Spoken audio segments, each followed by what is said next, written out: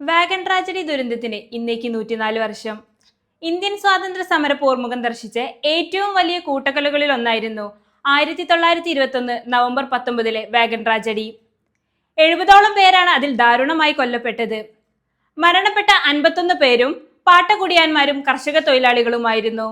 അതിൽ 41 പേരും ഇന്നത്തെ മലപ്പുറം ജില്ലയിൽ നിന്നുള്ളവരായിരുന്നു.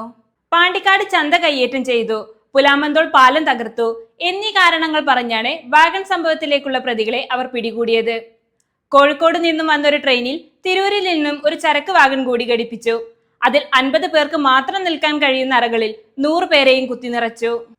ഡിസംബർ 20 പുലർച്ചെ 12:30 പോത്തന്നൂരിൽ എത്തിയ ശേഷം വാഗണിലെ ആദ്യ അറ തുറന്നപ്പോൾ തടവുകാർ ശ്വാസം മുട്ടി മരിച്ചു കിടക്കുന്നതാണ് കാണാൻ കഴിഞ്ഞത്. ദേശീയ അന്തർദേശീയ തലത്തിൽ തന്നെ വാർത്ത പരന്നതിനാൽ വാഗൺ കൂട്ടക്കൊല ബ്രിട്ടീഷുകാർക്ക് വൻ തിരിച്ചടിയായി മാറി. മനുഷ്യജീവന്റെ വില എന്താണെന്ന് പോലും ബ്രിട്ടീഷ് ഭരണകൂടം തിരിച്ചറിഞ്ഞില്ല എന്നതിനുള്ള തെളിവായിരുന്നു ഇത്.